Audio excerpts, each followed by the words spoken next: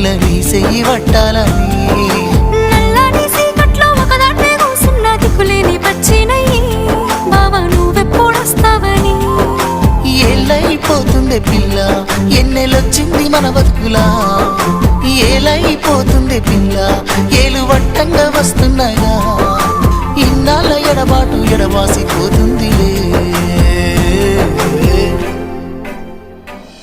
ఈ సీనయ్య గుంటున్నదే సినదారా నీ కోసము ఈ దూరాన్ని చెరుపుతూ తీరాల కగిరింది అందాల ఈ మానవు